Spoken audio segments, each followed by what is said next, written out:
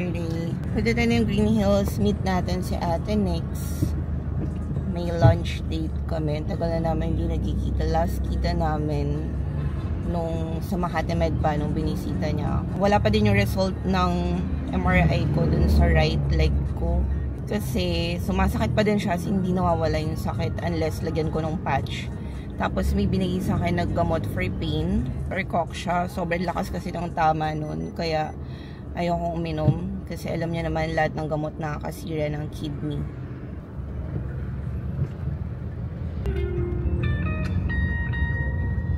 Buti na lang hindi pa ganun kapuno. Though it's 1 PM na. Pero yung third floor talaga, pag akat nyo sa third floor, kaliwa kayo, dito talaga ako nagpo-park kasi madami dito.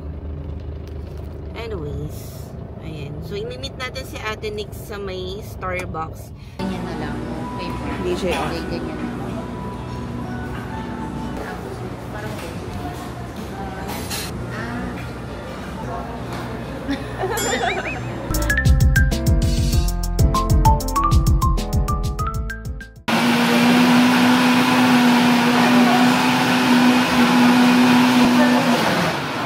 Ano po? 75 po. Pauwi na tayo, guys. Ate Nix, thank you so much for today. Nag-enjoy ako sa date natin, sa kwentuhan. Sobrang big help lahat ng napag-usapan natin. Sa kaya mga advice mo, lahat yan na-appreciate ko. Love you, Ate Nix. Baka mag-walking ako pag uwi. Parang hassle naman ang parking dito. Ikot-ikot pa. Chinek ko yung result. Actually, nag-email lang. Wala pa siya dun sa mismong app ng X-ray. May X-ray app kasi sa Makati Med. Chinek ko yung result. Intact naman yung iba. Unfortunately, may slight punit sa may meniscus area. And then, meron din Baker cyst or yung fluid accumulation sa knee. Hindi naman siya siguro kailangan ng urgent surgery. Pero kasi may higher chance na mag-inflame siya. So, magkakaroon pa din ng pain. Pain reliever, ganyan. Pero, we'll see kasi mag-follow up ako on Monday. May isang option kasi pwedeng i-aspirate yung fluid para hindi siya mag-cause ng swelling or ng inflammation. Grabe yung traffic dito sa EDSA. Pero ngayon na lang ulit nakadaan dito. Kasi tagal ko nang hindi nagpupunta banda sa Green Hills.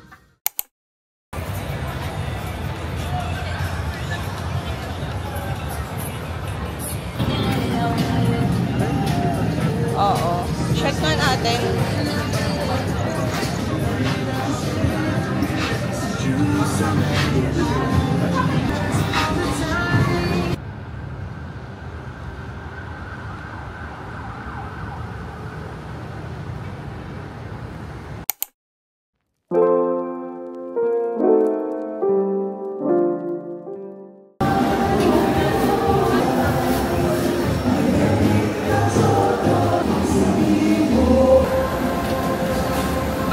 Dalawa po.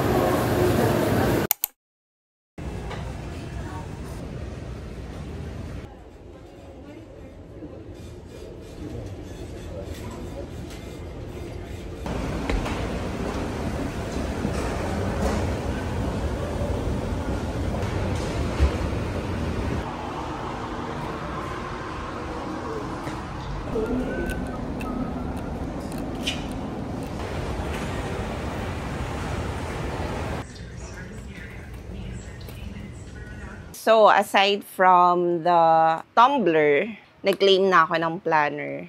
Hindi na ako nakagawa ng unboxing video kasi 'di ba, before gumagawa ako ng Starbucks unboxing video, mga unbox with me, since yearly tradition ko nga siya. If malabas ko yung mga planner ko since 2011, 2012, pakita ko siya sa inyo. Ayan. Oh.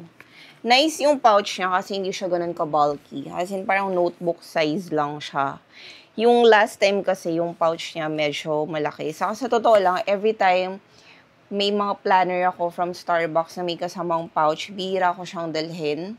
Mas gusto kong dalhin yung notebook lang. Saka madulas yung like yung mechanism ng zipper madulas. Ay, Ano to? Sticker? Or coaster? Coaster? I know. May kasama din siyang pen. The usual naman na yan. May lagay ng parang passport or checkbook. Lagay ng pen. But this one, parang bet ko siyang dalhin. Especially pag naka-backpack ako. Kasi, hindi naman siya bulky. Tapos, ito yung size ng planner. Ang liit naman ito. Ang problem ko lang sa kanya, medyo nahihirapan ako magsulat. May enough space naman sa calendar. Dito lang kasi ko minsan nahihirapan since mas madami ko nasusulat sa calendar. Sa notes, ganyan yung style niya. May extra pad ba siya? Usually kasi, meron din. Pero dot siya, hindi yung line. Ayan o. Ganun pa din. Every month, may mga pictures. Ayan. Mga ganyan. So, ko na siyang sulatan ng goal ko. And, I wanted to create a vision board for next year. Kasi may vision board din ako na ginawa this year. May dalawa lang doon na hindi natupad. I think yung Jakarta, saka Taiwan. Hindi kasi ako nakabalik doon. But yung Korea, saka Thailand, nakabalik naman ako this year. Ganda. Tapos yung pen niya, ballpoint pa din yata to. Oo. Parang bira naman silang mag-gel pen. Yan. Nice pa din naman yung ink niya. And then, ganyan. So, wala na siyang garter or anything na pag sinasara. Oo, wala na. As in, close mo lang siyang ganyan. That's it. Maligo lang ako, tapos mag-jogging, mag-workout ako. Although, hindi maganda yung result ng MRI natin sa right knee. But, I'll ask permission pa din tomorrow sa ortho ko kasi may follow-up ako if pwede akong mag-yoga or pilates. I think long walk and running, hindi talaga siya pwede. Or kung ano yung pwedeng intervention para lang magawa ko din yung mga normal activities ko. Running time. Light run lang.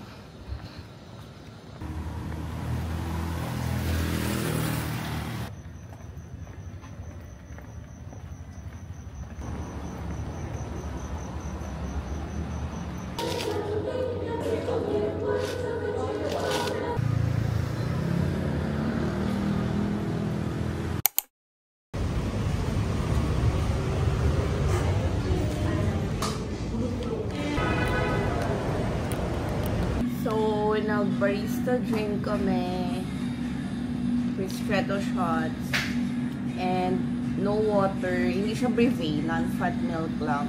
Masarap siya kasi may liko sa strong na kape. Pero may pump pa din naman siya ng white mocha. Okay guys, tapos na ang aming shift. So, pupunta na kami sa Bikram Yoga para mag-pilates. Hindi kami nakapag-yoga kahapon. So, magpipilates kami ngayon. Nag-t-shirt lang muna ako. Pero yung panloob ko, yung color green pa din yan. Yung ginagamit ko. Saka leggings.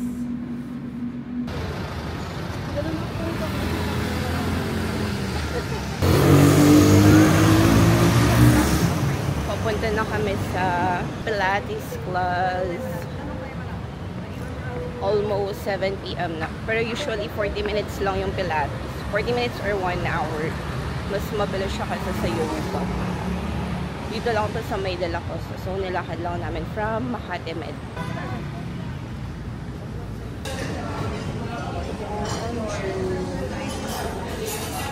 Bumili kami ng tiramisu and chocolate mousse for Teacher Ole. Kasi it's her birthday. Oh, ang sarap. Ang sarap din ng tiramisu.